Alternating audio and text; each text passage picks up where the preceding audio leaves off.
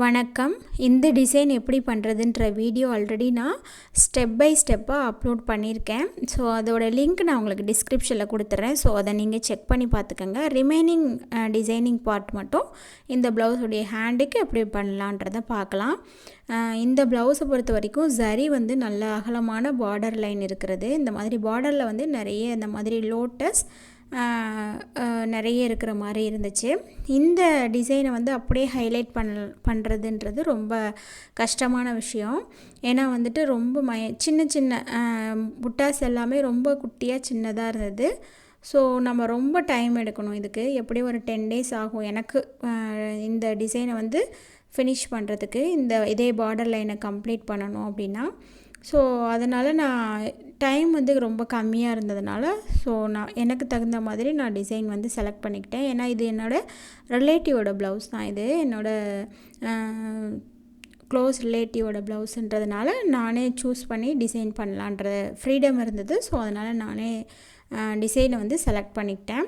So நானாகவே ரேண்டமாக வந்து எந்த ரெஃபரன்ஸ் டிசைன் எதுவும் இல்லை, முடிஞ்ச வரைக்கும் நாமளே பண்ணிடலாம் அப்படின்னு சொல்லிட்டு நானாகவே என்னோடய ஓன் ஐடியாவில் க்ரியேட் பண்ண டிசைன் தான். ஸோ 2 லைன் வந்து ஃபஸ்ட்டு ஜரியில் கொடுத்துட்டு அதுக்கப்புறம் ஒரு லைன் சுகர் பீட் கொடுக்குறேன். ஸோ சுகர் பீட் ஒரு லைன் கொடுத்ததுக்கப்புறம் நம்பர் 3 mm பீட் கொடுத்துட்டு கோல்டு கலர் பீட் கொடுத்துட்டு அதுக்கப்புறம் ஒரு லைன் வந்து செயின் ரோல் ஸ்டிச் பண்ணிகிட்ருக்கேன். செயின் ரோல் எப்படி ஸ்டிச் பண்ணுறதுன்ற வீடியோ நீங்கள் ஆல்ரெடி நான் இந்த செயின் ரோல் ஸ்டிச் பண்ணுற வீடியோ ஷார்ட்ஸில் அப்லோட் பண்ணியிருக்கேன். ஸோ நீங்கள் அந்த வீடியோ பார்க்கலன்னா இதுலேயும் நல்லா தெளிவாக பார்த்துக்கோங்க.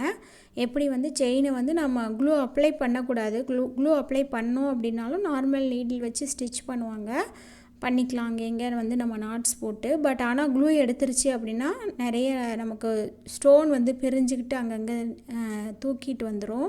ஸோ அதனால் ஒவ்வொரு ஸ்டோனுக்கு இடையில இந்த மாதிரி ஸ்டிச் பண்ணிக்கிறது தான் நல்லது நமக்கு. ஸோ இப்போ வந்து நம்ம ஸ்டிச் பண்ணிக்கலாம். சப்போஸ் நீங்கள் க்ளூ அப்ளை பண்ணாலும் நார்மல் நீடில் ஸ்டிச்சிங் போடாமல் ஆரி நீடிலே ஸ்டிச்சிங் இந்த மாதிரி போட்டிங்கன்னா அதுவும் வந்து சேஃப் தான். ஸோ முடிஞ்சதுன்னா நீங்கள் அப்படி கூட ஃபாலோ பண்ணிக்கலாம். இப்போ ரிமைனிங் பார்ட் எல்லாமே நான் ஓரளவுக்கு முடிச்சிட்டேன். ஏன்னா என்னால் ரொம்ப வீடியோ எடுக்க முடியல. இது வந்து அர்ஜென்ட் ஃபங்க்ஷன் ஒர்க்குன்றனால ஸோ சில இது மட்டும் எடுத்திருக்கேன். இந்த மாதிரி சென்டர் பார்ட்டில் நம்ம ஆல்ரெடி பார்த்தோம் இல்லையா, அந்த டிசைன் சென்டர்லேருந்து 2 அதே மாதிரி புட்டா வந்து 2 வர மாதிரி ரெடி பண்ணியிருக்கேன். நான் ஃபினிஷ் பண்ணிவிட்டு காட்டுறேன். ஸோ அதிலேருந்து இந்த மாதிரி லைன்ஸ் வர மாதிரி பீட் ஒர்க் வந்து இன்சர்ட் பண்ணிக்கிறேன். பீடை பொறுத்த வரைக்கும் கொஞ்சம் வரைக்கும் சுகர் பீட் கொடுத்துட்டு அதுக்கப்புறம் சுகர் பீட், அப்புறம் 3 mm பீட், அப்புறம் சுகர் பீட் 3 mm பீட்னு மாற்றி கொடுத்துட்டு அகைன் சுகர் பீட் லைனாக கொடுக்குறேன், ஒரே மாதிரியே கொடுக்காம. ஸோ இந்த லைன்ஸ் எல்லாமே முடித்து டிசைனிங் ஃபுல்லாக முடிச்சிட்டேன். என்னால் ஃபுல்லாக எடுக்க முடியல. ஸோ கீழே இந்த பார்ட் முடிச்சுட்டு மேலே இந்த பார்ட் இப்படி தான் வந்து ஃபினிஷ் பண்ணியிருக்கேன். இதை சுற்றிலும் இந்த மாதிரி இந்த கோதுமை பீட் இருக்கு இல்லையா, அதை வந்து இன்சர்ட் பண்ணேன். ஸோ அது ரொம்ப நல்லா இருந்தது பார்க்குறதுக்கு. கீழே வந்து அது கோதுமை பீட் வந்து இன்சர்ட் பண்ணலை. இந்த இடத்துல பார்த்திங்கன்னா இந்த மாதிரி gold colour kundan stone stick பண்ணிவிட்டு அதை சுற்றிலுமே வந்து சுகர் பீட்டில் அவுட்லைன் கொடுத்துருக்கேன். ஸோ ஃபினிஷ் பண்ணதுக்கப்புறம் ஒன் சைடு மட்டும் ஃபினிஷ் பண்ணியிருக்கேன் இந்த லைன். ஸோ இந்த சைடு வந்து ஃபினிஷ் பண்ணிவிட்டு நான் உங்களுக்கு ஸ்டிச்டு ப்ளவுஸ் வந்து இமேஜ் இருக்குது. ஸோ அதை நான் அப்லோட் பண்ணுறேன். பின்னாடி வீடியோவில் முடிஞ்சு அப்லோட் பண்ணுறேன், அப்படி இல்லைனா ஷார்ட்ஸாக கூட அப்லோட் பண்ணுறேன்.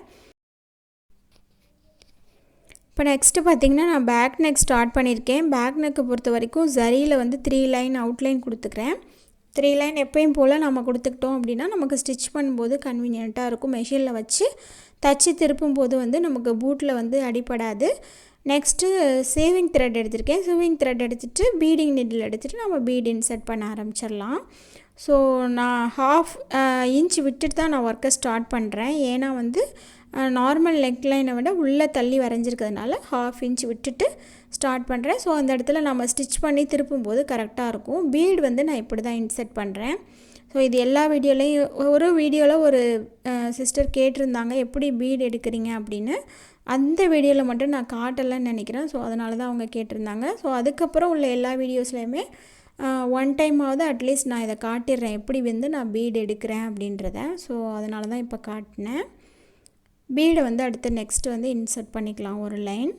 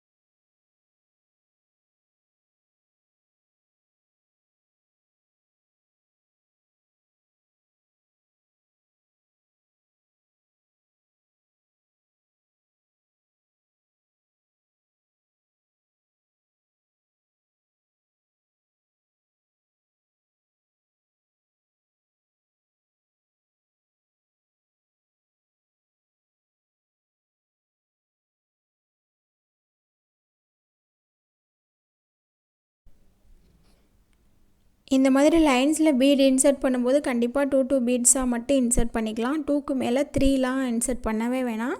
பண்ணிவிட்டு நீங்கள் எடுத்திங்கன்னா கண்டிப்பாக அதோட ஷேப் வந்து மாறி போய்டும். ஸோ அதனால் லைன்ஸில் நீங்கள் இன்சர்ட் பண்ணுறீங்கன்னா 2 இன்சர்ட் பண்ணுங்கள். சப்போஸ் புட்டாஸ் இல்லை ஃப்ளவர் மோட்டிவ்ஸ் அந்த மாதிரி இன்சர்ட் பண்ணுறீங்க பீட் அப்படின்னா சிங்கிள் பீடாக தான் இன்சர்ட் பண்ணணும். நெக்ஸ்ட் வந்து இந்த பீட் எடுத்திருக்கேன் 4mm பீட். இந்த பீடு பொறுத்த வரைக்கும் நமக்கு இந்த மாதிரி பஞ்சாக தான் கிடைக்கும் இல்லையா, அந்த பஞ்சிலேருந்து பீடு எப்படி எடுக்கிறதுன்றதை நான் இப்போ உங்களுக்கு காட்டுறேன். ஏற்கனவே ஒன் ஆர் 2 வீடியோவில் காட்டியிருப்பேன். ஸோ பார்க்கலன்னா நீங்கள் இந்த வீடியோவில் பார்த்துக்கோங்க. நான் இந்த மாதிரி தான் வந்து நாட் போட்டு வச்சுருப்பேன். ஸோ நாட்டை வந்து நம்ம இப்படி இழுத்தோம் அப்படின்னா பிரிஞ்சுக்கும். அது எப்படி போடுறதுன்றதும் இந்த வீடியோவிலையே நெக்ஸ்ட்டு வந்து நான் சேர்த்துருக்கேன். ஸோ அதையும் பாருங்கள்.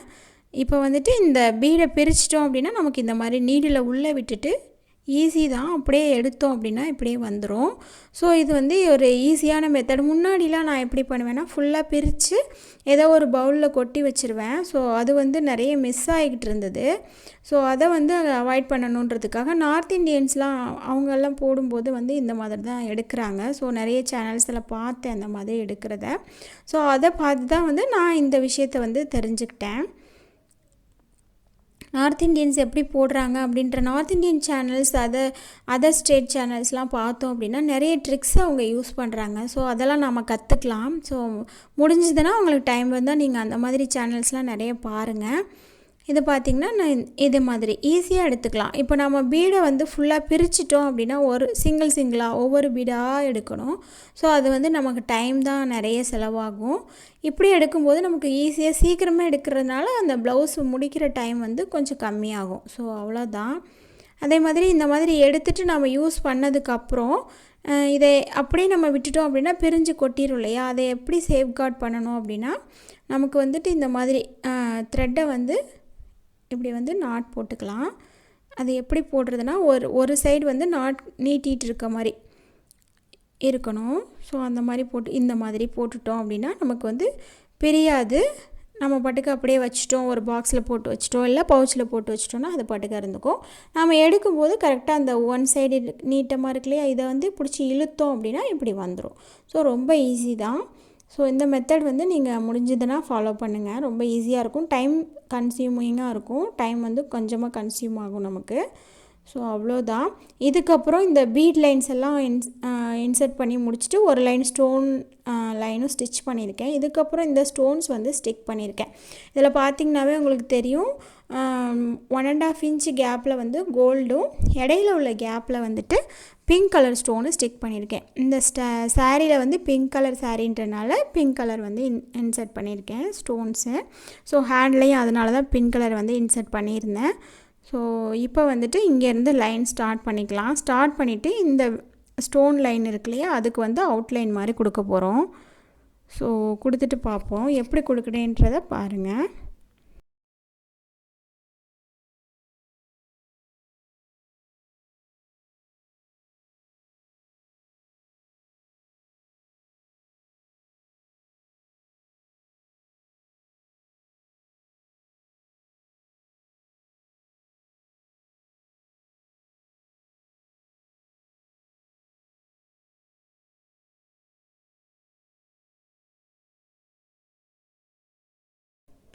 ஸோ ஆல்ரெடி இதே மாதிரி ஒரு டிசைன் பண்ணியிருப்போம். பட் அதுக்கும் இதுக்கும் என்ன மேஜர் டிஃப்ரென்ஸ்னால் இதில் இப்போ இந்த ஸ்டோன் இருக்கு இல்லையா, கோல்டு ஸ்டோன் லைன் ஸ்ட்ரைட்டாக நேராக வரிசையாக வந்து ஈக்குவல் கேப்பில் 1 இன்ச் கேப்பில் வந்து ஸ்டோனை ஸ்டிக் பண்ணிவிட்டு திலகம் ஷேப்பில் நாம் அப்படியே ஃபில் பண்ணிவிட்டு வந்தோம் பீடை. இதில் வந்து எக்ஸ்ட்ரா இடையில ஒரு ஸ்டோனை வந்து ஸ்டிக் பண்ணியிருக்கேன். இது கொஞ்சம் டிஃப்ரெண்ட்டாக இருக்கும் உங்களுக்கு பார்த்தா. இது கொஞ்சம் டிஃப்ரென்ஸ் கொடுக்கணுன்றதுக்காக இப்படி ஸ்டிக் பண்ணி இடையிலையும் ஒரு ஸ்டோன் வர மாதிரி இருக்கும்போது இன்னும் கொஞ்சம் நல்லா டிஃப்ரெண்ட்டாக இருக்கும். ஸோ இந்த ஸ்டோன் எல்லாமே அவுட்லைன் கொடுத்து முடித்ததுக்கப்புறம் பார்த்திங்கன்னா உங்களுக்கு இப்போ பார்த்தாவே தெரியும் இந்த ப்ளவுஸில் இடையில இன்னும் கேப் இருக்குது நிறையா. ஸோ அந்த இடத்துலையும் நம்ம வேறு எதுனாச்சும் ஒர்க் பண்ணலாம்.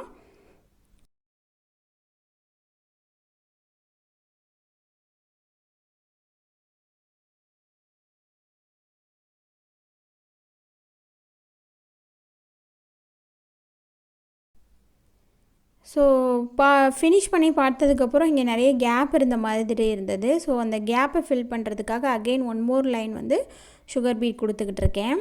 ஸோ சுகர் பீட் கொடுத்து முடித்ததுக்கப்புறம் இடையில இந்த திலகம் ஷேப் மேலே ஏறுது இல்லையா, ஸோ அந்த இடத்துல கேப் இருக்கும் இல்லையா, ஸோ அந்த இடத்த ஃபில் பண்ணுறதுக்கு ஒரு 4mm பீட் அப்புறம் ஒரு சுகர் பீட் வச்சு ஹேங்கிங் மாதிரி ரெடி பண்ணிகிட்ருக்கேன் ஒவ்வொரு கர்வ் அந்த கர்வ் வர இடத்துலையும். ஸோ ரொம்பவே அழகாக பியூட்டிஃபுல்லாக வந்திருந்தது இந்த ப்ளவுஸு. 2 டேஸில் முடித்து ஃபங்க்ஷனுக்கு ரெடி பண்ணுற மாதிரி இருந்ததுனால நிறைய வீடியோஸ்க்கு வந்து எடுக்க முடியல.